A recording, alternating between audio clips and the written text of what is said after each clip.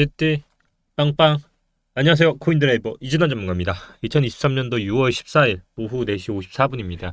오늘은 9시 30분에요 PPI 발표가 예정되어 있고요.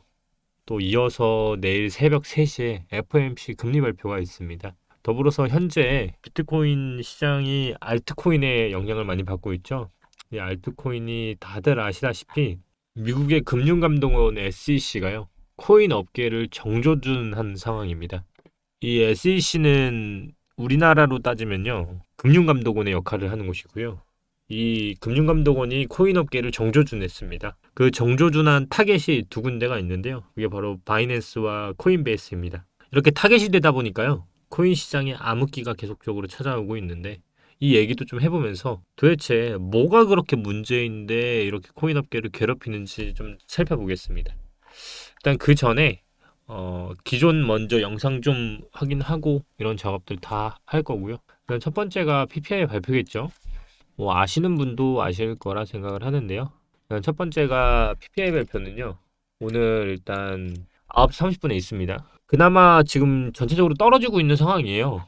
미국의 지난달 소비자 물가지수 CPI는요, 지표가 비교적 좋게 나왔기 때문에 금리를 중단한다는 얘기까지 나올 정도로 전년 대비로 봤을 때 4% 상승의 발표가 나왔습니다. 이는 시장의 예상치인 4.1%보다는 하회하는 것으로요, 2021년도 4월 이후에 25개월보다 최저치를 찍었습니다. 식품과 에너지 같은 변동성이 큰 품목을 제외한 근원 CPI 상승률도요, 5.3%로 2021년도 11월 이후로 최저를 기록했습니다. 이에 따라서 연준은 당연히 한숨을 돌릴 수밖에 없었던 결과가 나왔고요. 연준이 가장 중요시하는 게 뭐냐면, 근원 CPI에 대한 세부 지표가 연준이 금리 인상을 완전히 멈춰도 될 정도라고 분석 결과가 나왔어요. 그러다 보니까 이제 내일 있을 발표조차도요, 압도적으로 결과가 나왔습니다.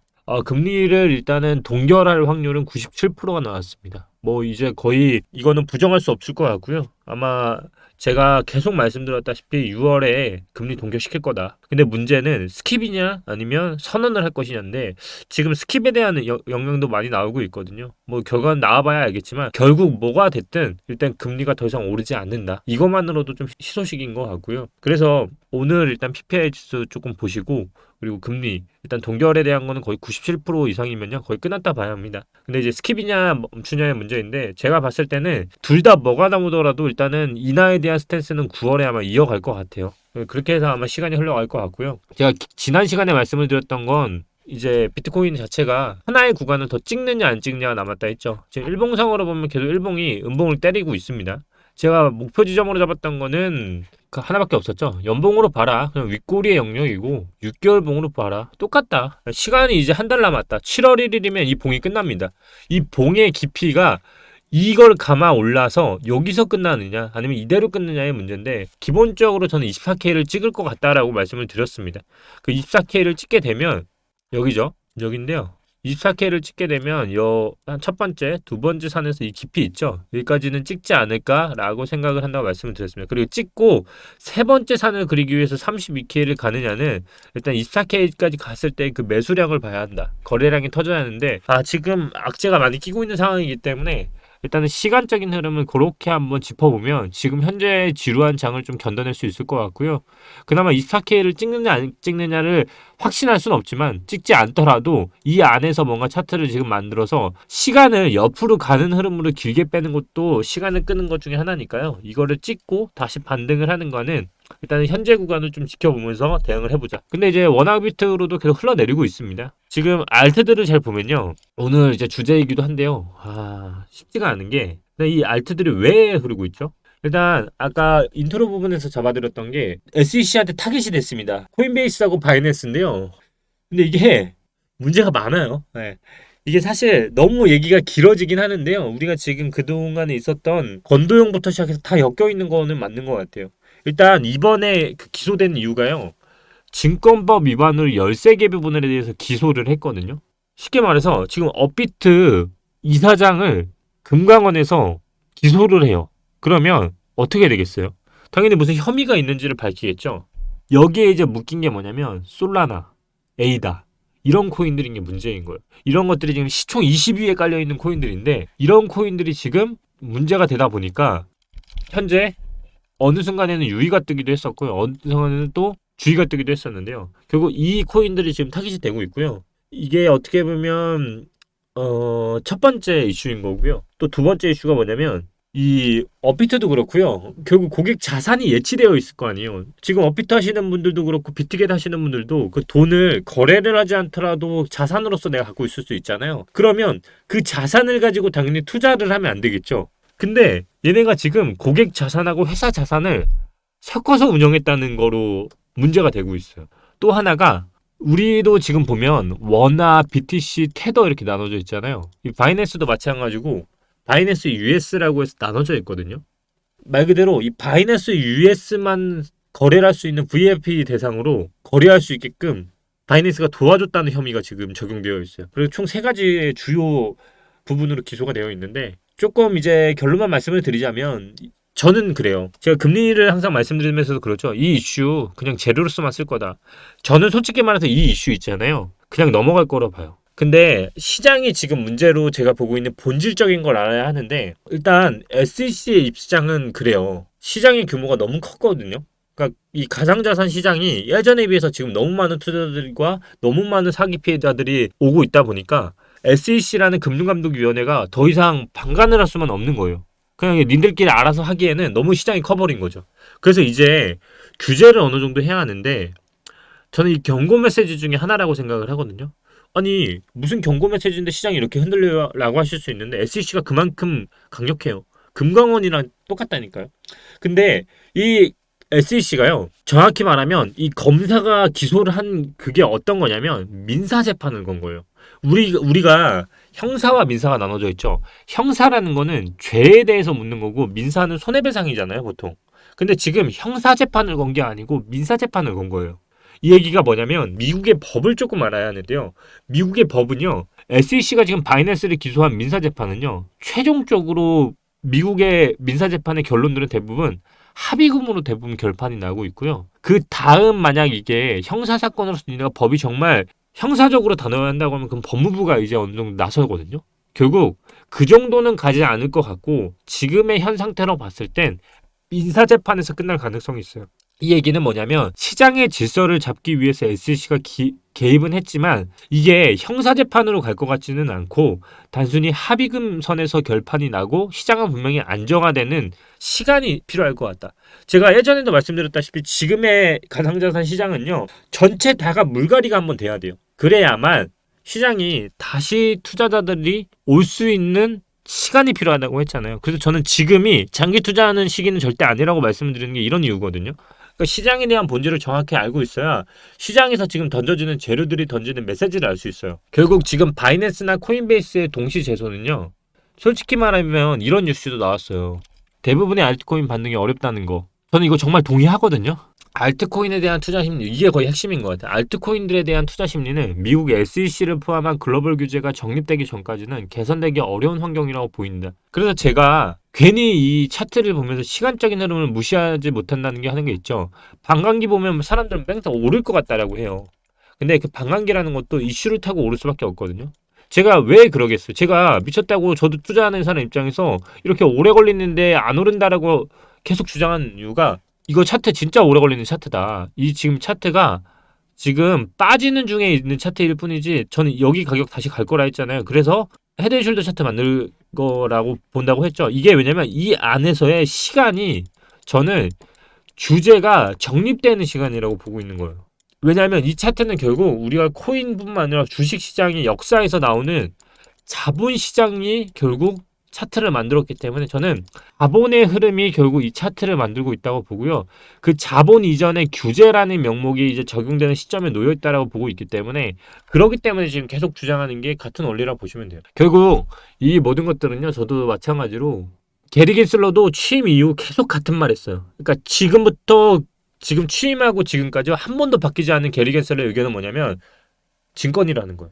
그럼 증권이면 증권에 대한 법에 대한 규제를 받아야 한다는 입장인 거거든요. 그래서 아까 말씀드린 것처럼 SEC 규제 이후 알트코인과 비트코인 시세는 엇갈린 양상을 보였다. 카르다노, 솔라나, 폴리곤, 코스모스는 지난 11일 기점으로 각 23% 빠졌고 4개의 코인은 시가총액 20위권. 이런 코인들이 지금 있는 상황이에요. 결국 이 장기적인 이슈에 대해서 지금 현재 가장 그거 염두에 두고 있는 게 리플이 증권성으로 인정받는 데에 대한 재판이 4월에 원래는 결론이 날 것 같았는데 2달째 지금 계속 지연이 되고 있죠. 그렇기 때문에 리플도 지금 버티고 있는 상황인 거고요. 그러니까 시장에 대해서 정확히 알으셔라는 게 이런 말이고요. 결국 우리가 지금 이제부터는 금리라는 이슈는 끝났다. 인하라는 이슈에 맞춰서 아마 타이밍에 맞춰서 저는 하락이 나올 거라 보고 있고, 결국 이들이 지금 만들고 있는 차트는 아마 시장 자체가 주제의 틀에서 벗어나고 그리고 좀 더 안정화되어 있는 이런 차트를 만들고 있는데, 지금 코인판에서 가장 큰 문제가 저는 뭐라고 생각을 하냐면 마켓메이커예요. 그러니까 마켓메이커자 시장의 유동성이라고 보통 말을 하는데, 오늘은 조금 차트와는 번외의 얘기긴 해요. 이렇게 생각하시면 돼요. 아니 지금 이거 지금 보고 계신 분들도 투자 거의 안 하고 계시잖아요. 거래 투자 심리조가 지금 거의 바닥을 치고 있거든요. 근데 이 시장에서 누군가는 거래를 하고 있어요. 그게 뭘까요? 첫째는 우리가 많이들 알고 있는 봇이에요. 그리고 마켓메이커, 이제 시장 봇 대신에 어느 정도 고래의 역할을 해주는 것들을 거래소하고 계약을 맺어서 하고 있다라는 얘기들이 많거든요. 저도 같은 원리라고 생각을 해요. 이 트레이딩을 하는 봇이 어느 정도 있어야 거래를 하는 것도 할 수 있거든요. 그래서 우리도 이런 것들을 잘 보면 확인할 수 있는 게, 뭐 메탈이나 그 특정 코인들 있죠, 거래량 없는 거. 근데 그런 거 보면 체결이 되고 있어요. 이렇게 보면 되게 소수의 거래들이 되고 있거든요. 뭐 100만 원, 120만 원 이렇게 거래가 되고 있고요. 근데 이게 옛날에는 뭐가 있었냐면 이렇게 거래가 끊어지는 게 아니고 그냥 만 원, 2만 원 이렇게 특정 거래들이 계속 반복적으로 규칙적으로 생성됐던 것들이 있거든요. 그런 것들이 이제 봇들이 돌렸다고 하는데, 이 거래소가 업비트가 우리나라가 1위뿐만 아니라 거의 세계에서도 앞다투어 랭킹을 다투고 있어요. 근데 우리나라 거래소는 여기만 있는 게 아니라 코빗, 고팍스 뭐 여러 가지 있잖아요. 업비트조차 거래량이 이렇게 안 나오는데 하위 거래소들은 얼마나 나오지 않겠어요. 같은 원리예요. 그럼 그 거래소들도 봇을 사용할 수도 있는 거잖아요. 그럼 그 봇을 사용할 때 얘네들이 유동성이라는 거를 공급을 하는 거죠. 이 유동성을 공급을 하는데, 이거에 대해서 주식시장이나 이런 데들 있죠. 이런 데서는 봇을 하더라도 뭐가 있냐면 리미트선이 있어요. 근데 지금 코인 시장의 문제가 뭐냐면 이 리미트에 대한 한계가, 지금은 그래도 시대가 많이 개선이 돼서 바뀌어졌잖아요. 예를 들어 주식시장에는 사이드 브레이크 이런 게 있는 것처럼 코인 시장에는 이 유동성에 대한 한계가 없는 거예요. 그러다 보니까 특정 거래소들 있죠. 예를 들어 바이낸스 US 같은 데는요, 하루에도 3만 프로가 올랐던 코인들이 있어요. 이 3만 프로를 과연 개미가 올렸을까요? 불가능하겠죠. 그렇기 때문에 이런 것들에 대한 리미트선이 지금 없는 상황들이 계속적으로 규제가 필요하다고 주장하는 거고요. 이거에 지금 기소된 것 중에 하나가 바이낸스에 연관된 법인회사가 또 엮여 있는 거예요. 지금 이게 문제가 커요. 예. 예, 정리를 하자면 이건데요. 보시면 아까 말한 것처럼 이 창풍자우가요, 바이낸스 외에 다른 법인 설립을 해가지고 시세 조정을 하는 것까지 지금 기소가 되는 상황이에요. 그러니까 이 유동성 공급을 본인들이 이제 했다는 것까지도 나와 있기 때문에 뭐 어떤 것들이 진실인지는 알 수 없지만, 그만큼 지금 이 모든 것들의 공통점이 뭐냐면 지금 SEC가 규제를 하고자 하는 거는 이 무분별한 무법지대를 우리를 위해서, 우리 이게 나쁜 게 아니야, 투자자들을 위해서 이런 것들을 좀 손볼 필요가 있다라고 판단을 하고 있는 거예요. 예, 좋은 거지. 예. 그래서 지금 여러 가지로 기소가 되어 있는데, 아까 말씀드린 것처럼 저는 민사 재판이기 때문에 어느 정도의 합의금으로 통해서 결론은 나와 있지만, 그럼에도 불구하고 이들의 취지는 투자자를 보호하기 위해, 그리고 시장이 너무나도 커져 있기 때문에 이거를 어느 정도 이제 테두리 안으로 잡아놔야 앞으로의 피해들이 더 줄여질 수 있다는 거는 공통적으로 같은 원리인 것 같고요. 결국 지금의 무법천지인 시대들이 예전에 비해서 지금 많이 눈치도 보고 있고 법 안으로 들어오고 있지만, 그 중에 가장 큰 문제가 지금 아까 말했죠. 코인베이스는 문제가 되지 않아요. 코인베이스는요 이미 상장도 했고요. 너무나도 깔끔하게 운영을 하고 있기 때문에 코인베이스는 그냥 스무스하게 넘어갈 것 같아요. 근데 문제는 지금 바이낸스인데, 지금 바이낸스가 뭐가 문제냐면 얘가 지금 코인 전체 생태계를 만들고 있는 애예요. 그래서 일단은 이 사태가 마무리될 때까지는 시장 자체가 그렇게 좋은 영향을 받지 않은 상황에서 아마 시장이 계속 흘러갈 것 같다.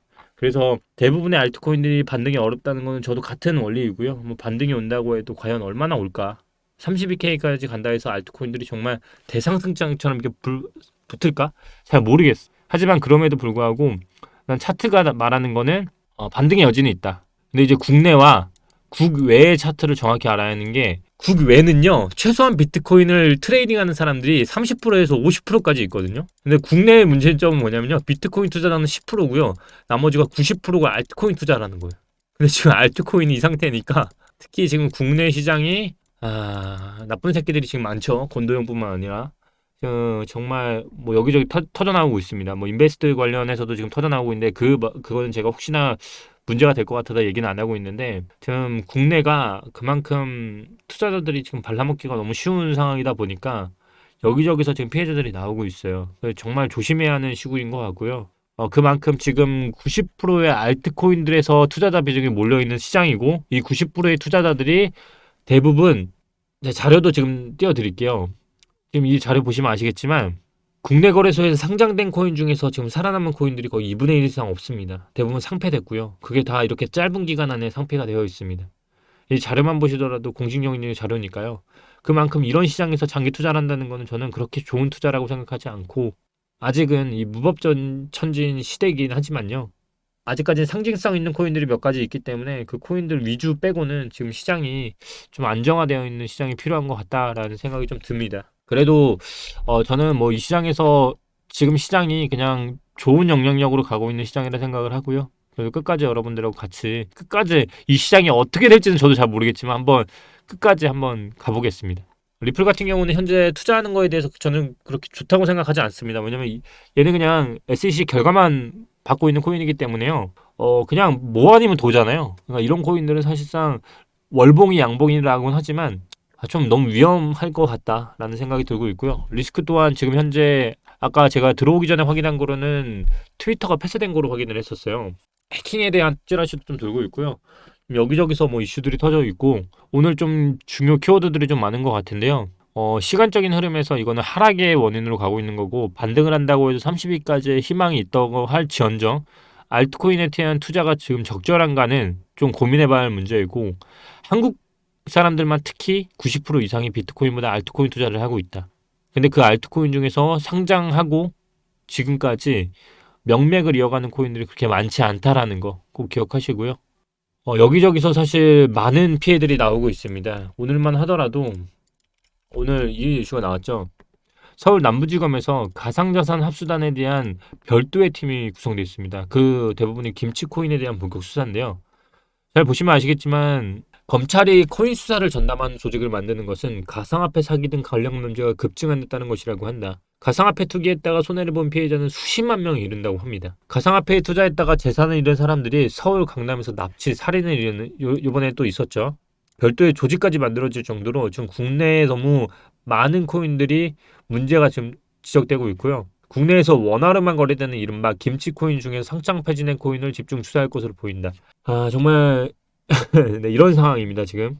그래서 일단은 전체적으로 제도권 안에 들어가고 있는 상황이다 보니까요. 근데 이런 거는 자본주의 시장에서 계속 역사적으로 말해왔습니다. 그래서 시간이 좀 오래 걸릴 거고요. 그래서 일단은 좋은 겁니다. 투자자들을 보호하기 위해, 그리고 피해를 최소화하기 위해. 사기를 당하면 당연히 안 되겠죠. 결국 누군가의 돈이 달린 일이기 때문에 더 신중할 필요가 있고요. 오늘은 일단 이 SEC 사건, 그리고 잡아내린 것처럼 총 3가지에서 4가지 정도의 기소를 당하고 있고요. 저는 결론적으로는 제가 뭐 금리도 그렇고 대충 어느 정도 결론이 어떻게 날지 말한다고 말씀드리잖아요.